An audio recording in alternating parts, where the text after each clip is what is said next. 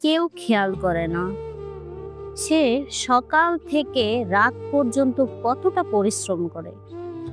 সংসার, স্বামী, শ্বশুরবাড়ির সবাই চায় সে সব সামলাক, কিন্তু তার হাসির আড়ালে লুকিয়ে থাকে অজস্র জমে থাকা চোখের পানি।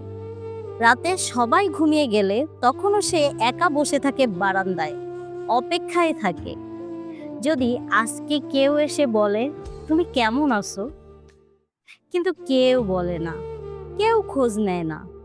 কারণ সে মেয়ে, কারণ সে বউ, কারণ সে মানিয়ে নিতে শিখে গেছে। অথচ ছোটবেলায় সে ভাবতো স্বামী মানে হবে সবচেয়ে কাছের বন্ধু। এখন সে বুঝেছে সব মেয়ের সে সৌভাগ্য থাকে না। তাই ও এখন আর অপেক্ষায় থাকে না, কাপড় কাটে, সেলাই করে, নিজের ভাঙা মনটাকে যেন সুই সুতা দিয়ে জোড়া লাগায়। কাজের ভিতরেই যেন সে নিজের একটা জগৎ বানিয়ে নিয়েছে, কারণ আজ কেউ তাকে খোঁজে না।